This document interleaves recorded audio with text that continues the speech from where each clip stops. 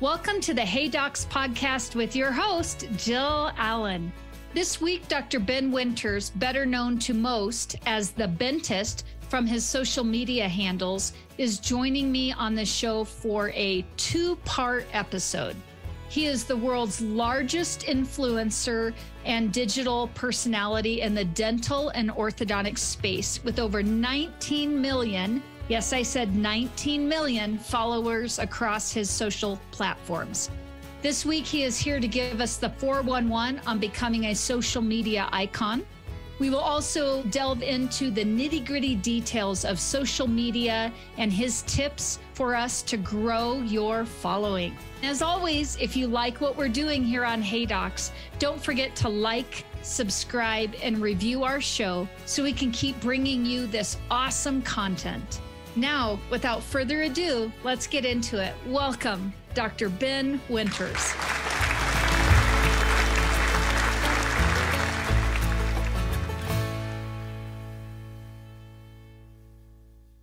All right, Ben, I am so excited to have you on Hey Docs today with me, and I cannot wait for our audience to just hear all of the pearls that you're gonna drop on us through this episode. And as you know, in Hey Docs, one of my favorite things to do when we start off the episode is just to have my guests tell our audience a little bit about them.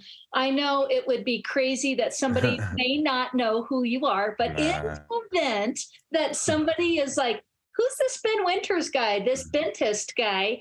Can you tell us a little bit about yourself and how you got into not only this field as an orthodontist, but also as a TikTok and social media personality? Yeah, for sure. I mean, it feels like a long story, even though it hasn't been that long. But yeah, so basically, I'm a small town boy from Oklahoma. And I grew up in a really small town. And I remember whenever I was 13 years old, I had to get braces like a lot of 12 and 13-year-olds do. Mm-hmm. And the guy's name was Dr. Udaj down there in Fort Smith, Arkansas. I'm from Poto, Oklahoma. And he was like the coolest guy ever. I remember he was just like this jovial jokester. He was having fun. He was like, kind of like playing pranks on his assistants and schmoozing with the moms. And then he had his office was like he had like hamburgers for chairs and Simpsons painting wall. And his thing was that he always wore these glasses and they were painted like rimmed glasses. And he had different like crazy painted glasses all the time. So you could tell he was like a quirky guy, kind of looked like a mad scientist almost. And I always thought it was so cool to go to him. And I thought it was so fun in his job. And it just so happened that like at that time in school, we were having the conversations like, what do you want to be when you grow up? You need to start thinking about this type of stuff. And I was like, just thinking around about like what I wanted to do. And my dad was a physician. He's a medical doctor. My mom's an occupational therapist. And I was like, man, my dad works a lot and he's on call a lot and he misses a lot of stuff. And he has to like walk out in the middle of movies to answer calls. And I was like, he always seems stressed and everything. And I was like, that doesn't really seem like a fun job.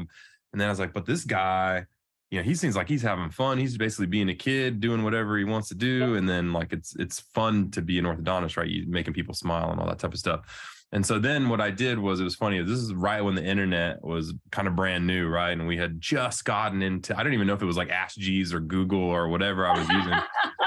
But I think it was Ask Jeeves. I think that was it way back when. But I basically went there and I typed in, it's so funny to think about this, but I typed in, what is the highest paying job with the least amount of work? And that was what I Googled, because I've always been like a work smarter, not harder guy. Absolutely. And I was always like, why are you working so hard for so, I want to work less. And so the first thing on the list was orthodontist. So it was like a weird thing that these like stars aligned. And like, I was like, this is really cool. And I was like, oh my gosh, it's the highest paying job with the least amount of work. This is great. Little did I know it takes a lot of work to become that first. So then at that point, I literally went to my parents at 13 years old and I said, I'm going to be an orthodontist. And they were like, you're 13 years old. This is kind of weird that you're telling me this, but they were like, sure, Ben, yeah, you can be whatever you want to be. And, and then I think it just got more and more serious as the years went on. And then they're like, wow, you really did what you said you were going to do when you were 13. And So, we end up becoming an orthodontist and everything. And I go through all that dental school and everything like that. It was crazy. I went to University of Oklahoma and actually went to University of Oklahoma all the way through. Mm-hmm. And so then we got to the point he was, and I needed a job. And so everybody is basically, I don't know what it is, but maybe just the age range that people were going or something had happened to make people work longer, but there wasn't anybody selling their office. No. And the ones that were selling at the time were selling over to corporates. Yeah. And so basically I talked all the way around Oklahoma City, Tulsa, Edmond, and nobody was selling. Nobody needed an associate at the time. They already had their bill full. And so I didn't have, my only options were either to just completely start from scratch as a person with no money and no anything, or go work for a corporation for a couple of years and try and make some money there. Yep. So luckily, some people reached out to me from West Rock Orthodontics, and they had bought out all of Ben Burris's practices in Arkansas and Missouri, and then he went off to go do who knows what. But so we were in all of his brand new practices, or his practices that he had kind of let go and all that type of stuff. And so I'm not thinking anything of it. They were just kind of like, hey, we're going to put you in some offices in Bentonville. We don't know much about them because we just purchased it, but we want to just clean it up and turn them around and all that type of stuff. And I was like, sounds doable.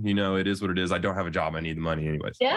So I get over there, and I have literally probably the worst office I've ever seen in my life. It was so crazy and terrible due to a bunch of bad decisions down the line. But basically, the average time in braces for each patient was about 5 years, which normally it's like 18 months. Yes. And then not only that, but the people I was seeing, it was like in braces for 4.5, 5 years. And then I looked at them and they still had extraction spaces, or they extracted the wrong teeth and they were making them into surgery cases, even though they didn't need to be. And it was every patient was like this.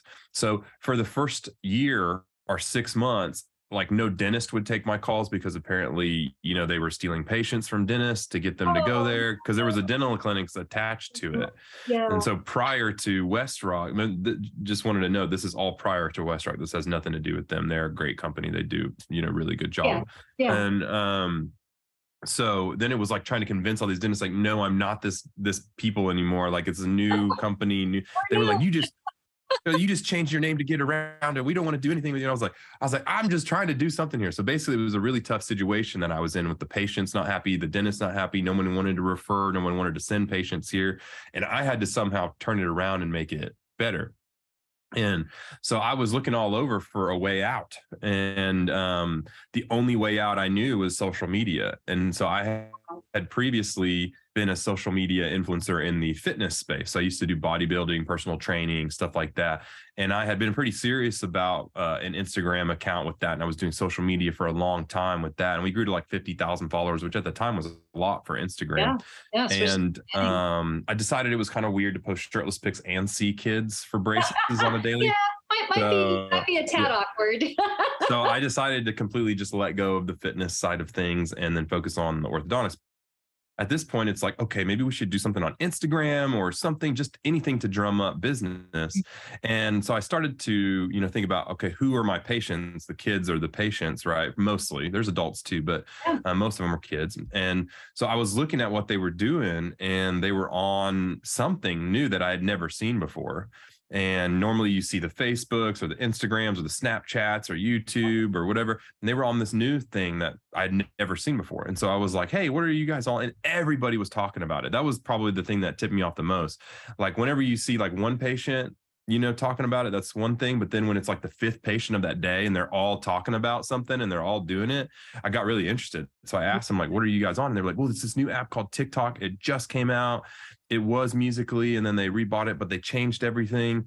And I was like, okay, well, let me see some of the videos, and then, so because I had known Musically, it was like, basically you just lip sync to songs. Yep. That was the point of the app. Like you would just have a Taylor Swift song, you would just have to lip sync it, and that was it. And I started to notice that it was more like Vine, where it was like these little short 15-second videos of like funny stuff or trending. And it was like a lot of them were really cleverly done and really well done. And I was like, wow, like there's some kids on here that are really like creative and stuff like that. And I started to notice that they were all doing this trending stuff, which I had never seen before in social media because it had never really been done before. Everybody always just kind of did their own thing. Mm-hmm. And then here I was noticing one kid would do a really funny skit, and then somebody would change it, just one little piece of it, and do the same skit again. And then everybody would do their own version of the skit to give their own like thought process on it. And I was like, oh, that's really cool. It's like it's the idea is already there. I don't have to think about it. I just have to do it really quickly and put my own spin on it with dentistry. So we did it. We made it like a little funny thing about getting your braces on and off. And that was my way of putting it in the dentistry world. And we posted it, and I didn't think anything of it. And then we came back the next day and they were like, hey, you should check your TikTok. And I was like, oh yeah, I forgot. We did that yesterday. Because it was really that easy. Like it took us like 5 minutes to do. Mm-hmm. And so we looked at it, and sure enough, we had 1 million likes, 10 million views, and we already had 100,000 followers on our account, which was crazy. One day, one post. And I started like really kind of dissecting why this happened. And it really was because I was the first adult on the app. Like I really, really was one of the very first adults on the app. And I was 100% the first like professional on the app. Sure. Like a doctor or a lawyer I think the only other people that might've been on around the same time as me was teachers. There was a few teachers on the app. Wow. And so I think like whenever I was really going, it was like me, one other teacher my age, and then maybe a handful of people in their 20s. That was it. And so really everybody that was there was 13. They have braces or had somebody that had braces. They saw my video and they were like, oh my gosh, this doctor's doing TikTok. This is the coolest doctor ever. And everybody just loved it. And they just started following and pouring a lot of love. And so I was like, dude, I think there's something here with this. This is crazy. Right. And because I had never seen that in my years of and stuff on Instagram where things had gone viral for like 30,000 likes. And that was like massive. Mm-hmm. And then all of a sudden I'm getting 1 million likes in one day. I was like, this is crazy. So basically we keep running up that account, and I'm doing this without even telling Westrock. I haven't even mentioned it to him yet. Like, this is just my side thing. I'm just, it just happened so quickly that it was whatever. And then all of a sudden, back then, TikTok used to be able to feature videos that they liked. They would almost promote a featured video that they thought was really cool and put it on their own TikTok account and boost it. And I noticed that some of my videos were getting the little TikTok promoted tab on there. Like basically they were saying like, this is a really good video. We want people to see this. It was like a really cool thing back in the day. I wish they would kind of bring it back, but they may secretly do it on the back end that we don't know about, Right. And so then sure enough, after that, they reposted me to their account and said like, the most fun place in the world to get your braces off or something like that. Check out this orthodontist, like kind of spotlighted me. Mm-hmm.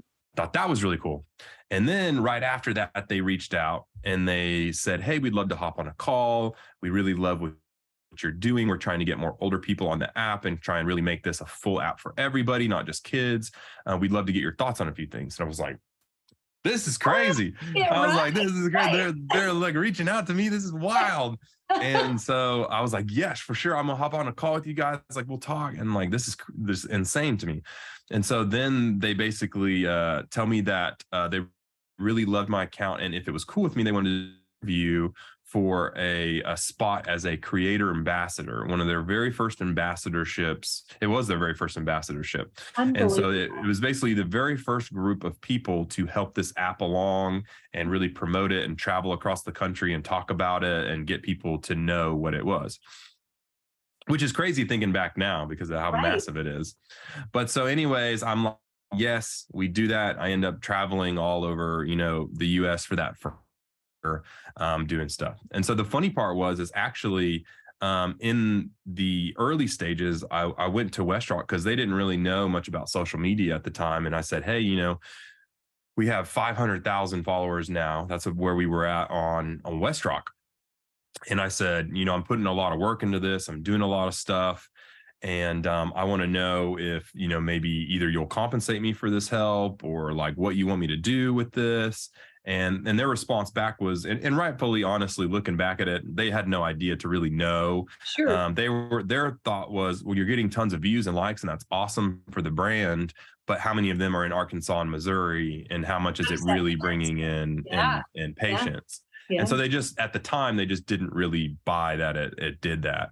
Mm-hmm. And so in my head, I always knew I wasn't going to be in corporate forever. And so I was like, instead of me building up this account that they don't really care about, that I, can't even have when I leave because they would probably just take it. They probably wouldn't take it, but I didn't want to chance that. Sure.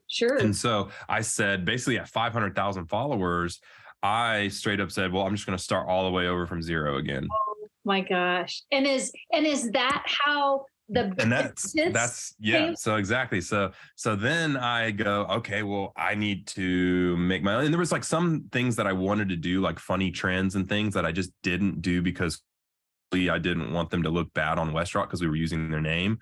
Sure. As like with me, I was more open to being like a little bit edgy sometimes or a little bit funny sometimes than I probably would want to be. And so I just was like, what should I call myself? And I was like, well, I have no idea. I had to come up with a name in like 2 seconds. And so I was like, well, my name's Ben and I'm a dentist, but I'm technically an orthodontist, but the Ben orthodontist didn't sound very good. And the Bentist sounded better. So I was like, let's just call myself the Bentist, whatever. Well, because I thought about calling myself the dentist. And then I was like, well, I'm not a dentist, but the Bentist kind of sounds more like a stage name. I don't know. Yeah. So came up with that and I did it. And we just took off from there like it never even happened. They saw me. I think I grew to like 50K in the first day. And then it just kept growing from there. And now we're about to hit 13 million on TikTok. Oh my gosh. That is wonderful. And what I love is that you saw something out there, hopped on it, said, hey, let's see where this can go. And I mean, now look where you're at. So I'm kind of curious, as you were moving through this and, having things that are going viral, what did that look like and how has that maybe evolved? And, can you kind of explain what that means and how that has happened as you have been in this space? Yeah. So, I mean, like, obviously I like to equate it to like a gold rush. Mm-hmm. So in these apps, like if you hop on things early, the gold is just on the ground laying there. Just like they first got to California, it was like picking up giant gold nuggets just off the ground. Right. And then as more and more people come in, you got to dig deeper and deeper to get the gold. So at that start, it was, I would go viral fairly often, but I didn't have a ton of followers yet either. I mean, I did, but I didn't. And so, like my average views definitely over time went up. So like, I would say when I very first started, I was happy if every post got 10,000 views, right? And then one, like so much, I think, to so many people, like I can't even imagine. Which at the time, we're so ingrained in the old social media way where it was so hard. You had to claw and scratch and fight to even get one like, and it wouldn't even progress to anything. Whereas like the new algorithm with TikTok and shorts and reels and all that now is they reward content, not the person. So it's like, if the content is good and it resonates, it will sift its way to find the audience that wants to see it and is entertained by it. Mm-hmm. Whereas in the past, you get the most entertaining video in the world and you post it, but if you had 0 followers, it would just be crickets. Nobody would ever see it. And it would just be stuck there forever in the life. Yeah. And so anyway, so at the start, I was really trying to gain around that 10,000 to 50,000 views of video was my goal. And so I would hit that. And then every now and then I would have one that would go like, 100,000 views or 150,000 views. And at the time, I thought like that was going viral for me. That was like, I was like, wow, that's crazy. That's going viral. And this had got 20,000 likes, or 30,000 likes. This is crazy. And then as you progress, your follower base gets bigger, and then it just kind of is this giant recycling thing where more people come at the beginning, and then it helps you boost further into the algorithm and rinse and repeat. So then that, 10,000 was like, okay, I want 50,000 every post, and then 100,000 views every post. Like if I wasn't getting 100,000 views, I felt like I was a failure. And then it was like 250,000 views. If I didn't get that, I was a failure. And then for the longest time, it was at 500,000 views. which was like kind of my average. And now we're actually kind of sitting around that, a little over 1 million views on average per video. And it blows my mind. So it's definitely like, it was a slow progression over 3 years. It wasn't like I just was getting millions of views every video. There was people like that, like Charlie D'Amelio. And then when they came in 2019 and we started the dancing trend, came in. And so basically there were people that were doing those skits a lot at the beginning, but not everybody's creative enough to come up with funny skits, or they're not expressive in that way.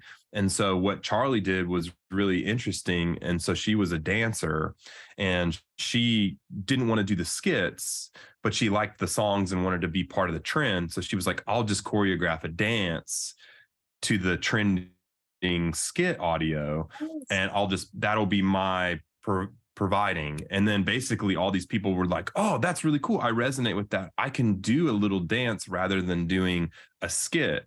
Because, that takes, time and effort and all this type of stuff, where the dance is like, I already know how to dance. I can just do this little dance, all that type of stuff and do it. And so it just blew up and went crazy, and a segment of the population found it, fell in love with it, and created a bunch of massive superstars. And then now it's not very much dancing anymore. It's definitely more like a rounded, full-fledged everything now. It's so crazy now. There's every walk of life on there, every job, every profession. Whereas I remember whenever I was going through it, people were telling me not to do it. And people were emailing me and texting me and DMing me on Instagram saying like how I was a bad look on the profession and I should be ashamed of myself, and how unprofessional I was to be putting out like that on the internet. And really, now that like when people say things like that, they're coming from a place of their own insecurity. Right. And so now I look at things and I'm like, man, they were really just like scared they were going to have to compete with that. And they're like, I can't do what he's doing, so I'm just going to hate on him. And then now it's like everybody, is the opposite now. Everybody's like, wow, what you're doing for dentistry is crazy. I get probably 20, 30 messages a day, kids that are like, I want to become an orthodontist now, or I want to go to dental school, or I'm in dental school, or I'm in hygiene school, or I'm in pre-dental. I probably will be the reason why 50% of the new dentists and orthodontists become dentists and orthodontists, which is like insane to me. I just don't even know how to fathom that at all. Well, and I love like taking it all the way back to your beginning story. You were influenced by a doctor that wasn't of the norm, I'm going to say, in what we see. And yet now you are the influencer of the next generation and showing them what isn't of the stuffy norm, right? Orthodontics can be fun, and this is a great profession. So I'm kind of curious about, you kind of found your lane, and I think you were very lucky because you were right in on the front and have been able to make your way through.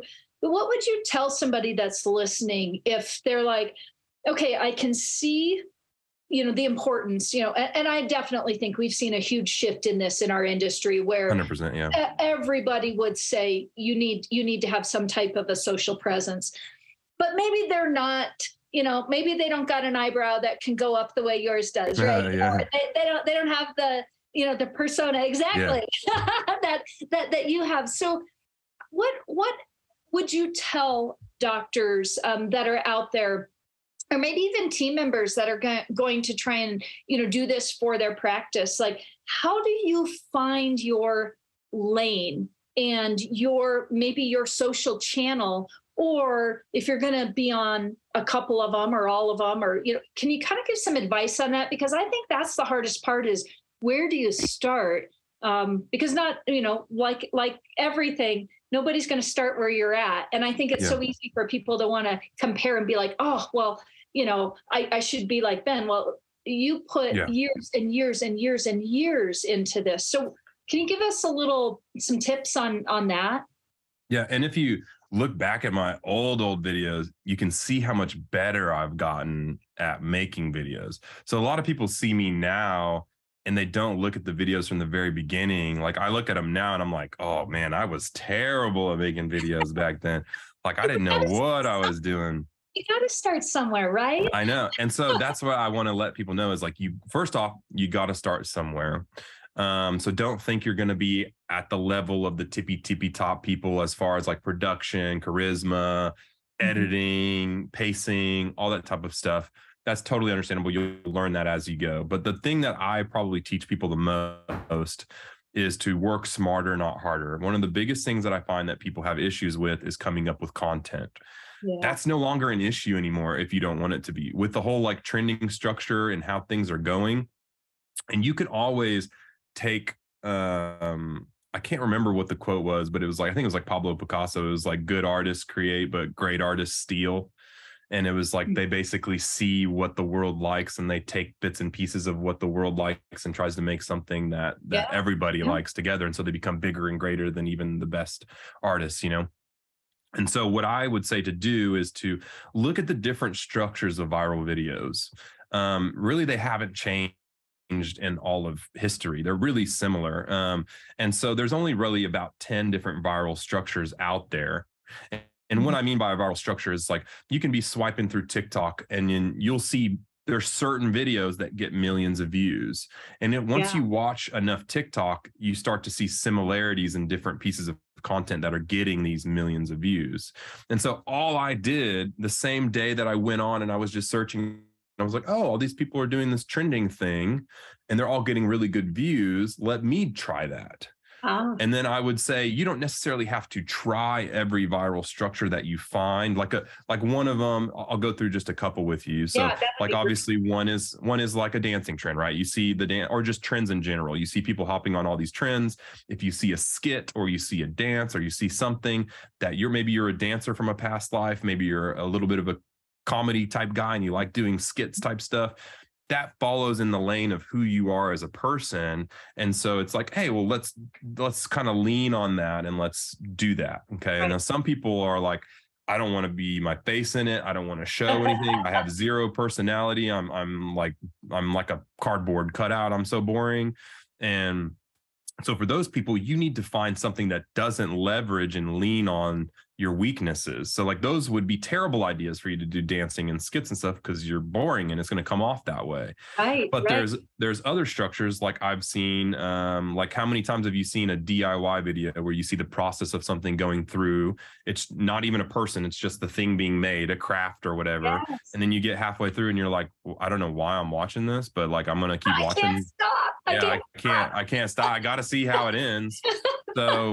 So that is a structure there. That is a structure that's happened, tried and true. So maybe you could be like, I've tried all the structures, every single one of them I've tried. And so for that one, I was like, okay, how can I do this? Well, in dentistry, what's a process that we have? Okay, getting braces on. Okay, filming braces from start to finish. Okay, what's another one? Making a retainer from start to finish. And so I was like, oh, I'll just make this retainer start to show them the process. Blew up. It got like 3.5 million likes and like crazy amount of views. And I was like, okay. And then that's the second part I would say is leverage the things that do work. Sure. So then I said, I'm onto something here. This is a viral structure I haven't tapped into. Let me continue working on it. And so then I was like, how can I do the same thing, but slightly different? Because you want to keep it fresh. And I said, well, let's just make some crazy retainers. So I made like vampire fang retainers and I bedazzled them and I started painting them and I started doing things. And that whole series did crazy. And I probably grew 3 million followers just off of that series alone. And, but then, you know, eventually things get stale a little bit and then you have to move on to the next viral structure. And, so I've got my next one has been reactions and stuff, but No, I want to jump into that, but I'm just kind of thinking, as I'm hearing you say this, and I'm wondering if people who might be listening are thinking this too, what it says to me is there are layers even within a platform. And if you think about these different channels or these different avenues that you could tap into, you could potentially, like when you were kind of going down that DIY avenue, that's probably a whole different group of people than the ones who are watching the dancing. Right. 100%, or the ones who are doing. And so I don't know why that hasn't clicked with me before, but that's kind of cool to think about too, is that you don't have to get stuck in one lane if you burn out or are feeling like I'm kind of over this lane. Am I correct in saying that? Yeah, and actually, like even on a deeper level, we think about it like a high school. As weird as that sounds, like you have your jocks, you have your cheerleaders, you have your emo kids, you have your artsy fartsy kids, all these different styles of people. It's the same on TikTok. There's no even when we go to these big creator meetups, it feels like high school because you've got all the art people over here, you've got the really high skit people over here, you got all the dancer girls over here. It's like, but we all intermingle, we're nice with each other. But it, like you said, in a high school, how many of those people are you going to reach? If you do preppy cheerleader stuff, are you really going to reach the kind of more artsy, quiet reading emo kids? They may not even care about that. They would probably swipe right past any dancing vid because they'd be like, ugh, these guys dancing again, And so like in a practice, you want to try and like you said, try and get to as many people as possible. Luckily, I think a lot of the structures that we can do as organists or dentists or whatever profession you're in is more on the educational side, I would say, for most people. And so I think it resonates with all the groups together, which is why it's so powerful. Everybody's got teeth. And so that's not hitting them out. I mean, obviously, like one posted, like dancing is going to reach a different group of them, and it's going to hit more the popular type kids that like to dance and do all that type of stuff. And then the DIY stuff may go to more of the artsy people. And then I have some kind of like edgy comedy skits that can maybe reach that group, and they're just like, oh man, this guy's really cool. Like he's not like super stuck up like a doctor. He's kind of funny and not taking himself so seriously and all that type of stuff. So yeah, I totally agree with that.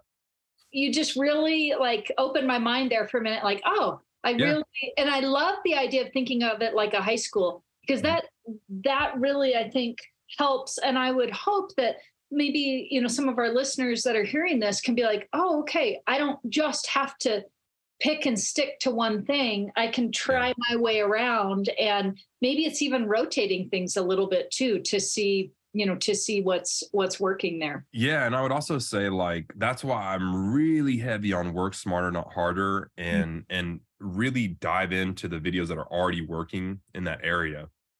Because like, if I was just like, oh, DIY, I'll just do whatever I do from scratch. I'll edit it the way I want to edit it. I'll shoot it. I'll do it. And I'll have no outside looking at this.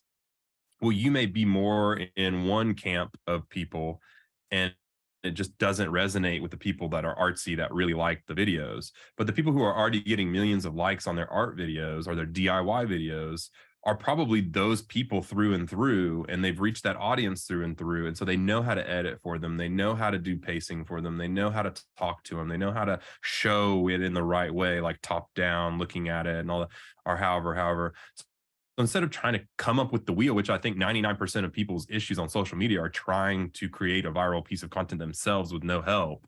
They're just like, how do I come up with something that's going to go viral on the internet? I have no idea. And it's like, dude, it's not that hard. Just watch, see what went viral, and then just change it slightly and do your own thing. So always I'll resonate, and I'll try. And the first time I do a video, I try and almost copy the structure exactly. Like even sometimes when I'm very first doing it, down to like the exact seconds between cuts and stuff. Like I'll be like, okay, they started here on a table, and then they moved it over here, and then they started to make it, and then there was this section where they were like putting it together. Oh, they're adding these little ASMR sound effects on top of it to exaggerate the breaks and the cracks and the things. Like I get super detailed with it, because what they're doing, they've already laid out the map of success for you. You just have to write it down and copy someone else's homework. But you don't want to do it to where you do the exact same thing. Like if they're making a log house, I'm not going to go make a log house. I'm going to make a retainer, or I'm going to make something, I'm going to do something different. So Right. I love that. So let's talk. I want to just circle back around because I think this leads into a new business that you're doing. But I want to talk a little bit about, so you say, watch what people are doing, but how do you stay on what's past what's trending now or going to be popular, because I think that's also the part is you can be like, oh, I saw this video, a month ago and it looked great and I think we can do it. Or, hey team, let's get together. And by the time you're doing it, producing it and putting it out, it's like, it's left. It's 100%. gone. Yeah, So, 100%. Yeah. so talk a little bit about that. And then I want you to talk to me just a little bit, because I know people are going to, if they haven't heard it already, they're going to want to know about Busy. So let's dive into that as we kind of finish up here. Yeah, that's super exciting too. I mean, it's just hard to believe. We'll go into all of that, but yeah, no, I mean, that's another huge thing that I find. So just like you have issues in so many different things, it's so funny how sometimes it's the simplest thing that's causing your issues. So the first thing is people are trying to create their own piece of content instead of following what's actually working and just diving on it. We're very busy people. We don't have time to do everything from scratch. We need to find a way to hop on trends and things like that. Right. And I think for 99% of people, that's the best way to do it because they don't have to think that much. The ideas are all there, super easy. Anybody can do it. Whereas like I do some things that are a little more like intricate and now that I know everything from the back end, I can create my own viral things without having to piece that together. But until you get there, I think trending is the best way to do it. And the second biggest issue that people have is that they do the trend too late, or they find the awesome piece of content, but it was 3 months ago when this trend happened. And they're like, this is really funny and it's cool and it gets a lot of likes. So we're going to do it. And then they do it and it gets like 10 likes and they're like, oh, this algorithm is stupid. It doesn't work. And it's shadow banning me and it hates me. And that's not actually the case. Yeah. So obviously the thing that I'll say here on the podcast that I think will help a lot of people out is to kind of understand how the algorithm works. And then we can talk about the Busy stuff and how it teaches you how to do everything there. So basically the algorithm works in a way that if a person likes something, it wants to keep showing you more of that something. So if you like a golf video, it's going to show you more golf videos. If you like a gaming video, gaming, cooking, whatever. Okay. Same with trends. It's no different. So think of each trend as its own separate style of content, right? And so say this one dance trend, or we'll just do a skit trend because people always get hung up on dance trends. Like, I don't want to dance. It's like, no one really does anymore. So some skit trend or easy trend that you can do is going around and it comes onto your For You page and you're like, oh, wow, that was really funny. I like that one a lot. And then you like it and then you keep swiping. And then maybe 20 videos later, 40 videos, whatever, another person's version of that trend will come up sometime. And you're like, oh, wow, that's the trend again. Oh, this person did it really funny too. That's super awesome. Swipe. And then that can happen, 5 more times before you get bored. And if it's a really, really funny, powerful trend that's really captivating, sometimes it could be a week of you doing that before it gets bored. That's kind of more of an art to understand how powerful a trend is. But what I'm trying to get to is that eventually you're going to come across that same trend and you're going to be like, ugh, I am so tired of seeing that trend. And at that moment, it triggers the algorithm to say, maybe this trend isn't interesting to this person anymore. Let me double check just to make sure. It'll pop up another version of the trend. And you're like, oh, this trend is everywhere. I'm so tired of seeing it. Bye. Yep. And then once that happens, the algorithm does a very specific thing. It says, I am never showing you this trend ever again because I want you to stay on this app. I want you to have fun. I do not want to show you any video that you're going to be disgusted with or swipe past. And so at that trigger moment in time, which could be and it's an average for all of the people of the world together. So it's very hard to get that average done. But it could be 3 days, it could be a week, it could be whatever. At that time, the whole populace says this trend is dead on this algorithm. This algorithm will never promote it, show it, send it, do it, because think of the percentage of people who have seen that trend is probably like 80%, right? It's a big portion of the app has already seen that trend. Yep. So you're coming along 3 months later and you're like, oh, I got this trend. It's awesome. It's hooked to the sound. And you go ahead and you put it on. You're so excited about it. And then crickets. And you're like, what the heck? This was a good video. This was awesome. It was super funny and super intuitive and whatever. And then you're like, oh, it must be the app. The app is just shadow banning me. It doesn't like me. And technically, it is shadow banning you because it knows that that's no longer fun. It doesn't want to send something back to the people who are already tired of it and have already swiped past it 3 times.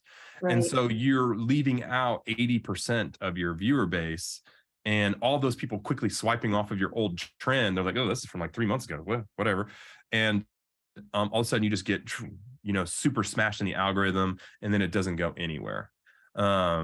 Such good insight. That's just so good. Just even have a little pearl. Yeah. So that algorithm, that's the base verse of how the algorithm works. Now, trying to time that and figure out exactly when and where to do it is a whole nother story.